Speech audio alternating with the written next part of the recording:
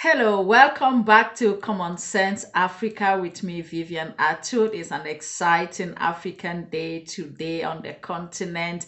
Happy African Day to all Africans all over the world, those on the continent, those in the diaspora.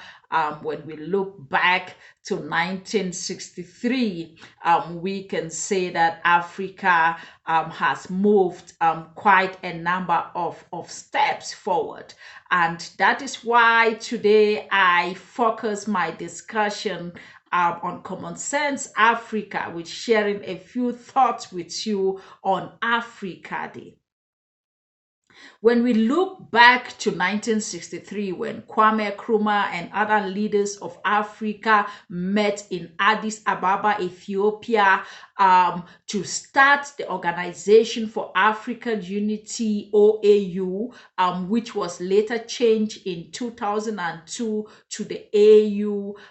It's close to 60 years since that first initiative. One of the questions we ask ourselves is, what was on the minds of Kwame Nkrumah and other leaders of Africa? Chief on the agenda was to fight for a decolonized Africa. At the time of the first meeting of the OAU and the over 30 nations that signed to be part of the OAU, then there were still a number of countries on the continent, including Angola, including Southern Rhodesia, including South Africa, amongst others, that were still under colonial or apartheid rule. And Kwame Nkrumah and other founding fathers said they would not sit back and watch brothers and sisters on the continent remaining under colonial rule. And one of the chief agenda point of the OAU then was to fight against colonization, or to see that Africa is completely decolonized. Another top thing on the agenda was to see a transformed, a prosperous Africa, where the sons and daughters of Africa could realize their potential anywhere on the continent, wherever they chose to be, whether in cities or in villages. This was some of the main reason behind the formation of the OAU. When we look back today, close to 60 years since this organization was formed, and today we celebrate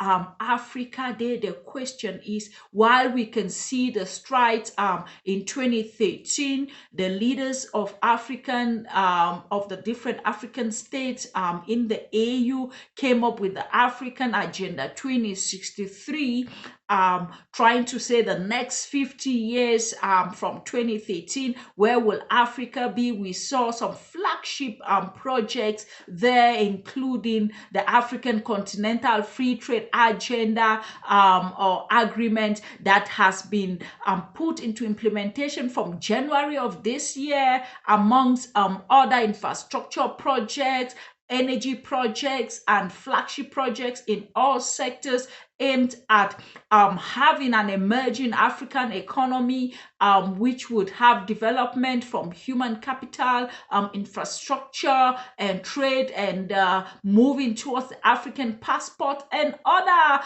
interesting things on the Agenda 2063. I bet you, if you haven't seen a copy of that document, you might want to have a look at it and see what the African leaders are looking to achieving in the next 40 to 50 years. So, having said that, and having looked at some of the strides that have been made on the continent, that is not why I made this video today. So I'm going to draw your attention today to a few issues that I think that while the celebration drums for African Day is beaten from east, west, north, southern Africa, and people are celebrating African Day, and governments are throwing parties all over the continent. Thank COVID-19 has actually restricted the kind of celebrations issues that one would have seen across the continent, with most of the celebration being done virtually via Zoom and others. But it is important for Africa to pause and think. Close to 60 years since the Organization for African Unity was formed with a specific agenda. The question is, how far are we? What has been some of the issues that continue to hold Africa back from seeing the true freedom in the spirit of Kwame Nkrumah and other founding fathers of Africa? In this episode of Common Sense Africa, I share with you a few thoughts before I get into some of the things that I think the African leaders and peoples of Africa need to reflect on. If you are a new viewer to our channel, please subscribe, please like our channel, continue to support us as we continue to share content with you. Thank you very much. So some of the issues that I just want to share with you as we reflect on Africa Day, it's social issues. Close to 60 years since the formation of the Organization of African Unity, now AU, and we celebrate. So one of the issues that I think Africa needs to reflect on is that of infant mortality.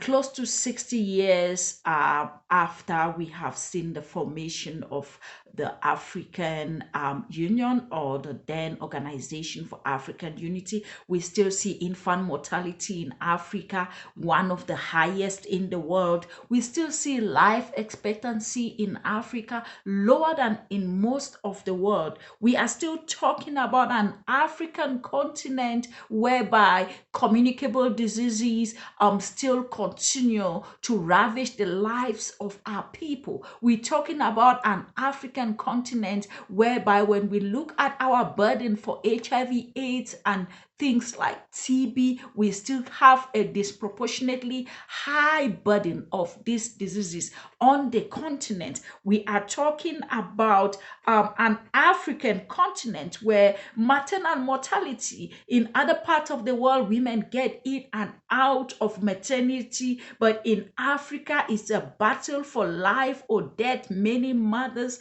expectant mothers, still battle and lost their lives in the process of giving birth, where the rate of maternal mortality have been brought to almost zero in most parts of the world.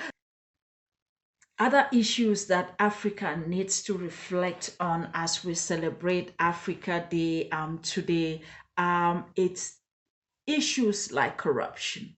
Africa still remains one of the most corrupt continents, with people, whether in government or private sector, stealing from the poor, because that is really what corruption is.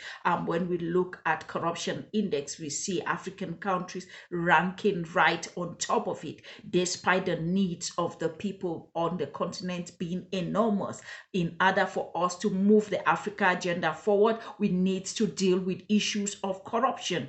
Another issue is that of funding. Africa continues to run to the east, to the west, to the north with begging bowls for finances for strategic projects on the continent. It is time for Africa to reflect on the financing model for various projects, whether infrastructure, whether IT projects and other projects on the continent. How do we mobilize resources on the continent to fulfill the needs of the African people going forward? Another issue in Africa is that of infrastructure. In other African countries, it is worse than others. Moving around, whether you look at physical infrastructure, IT infrastructure, and all other forms of infrastructure, it's time for African leaders and the people of Africa to pause and think, is this the kind of Africa that was envisaged in 1963?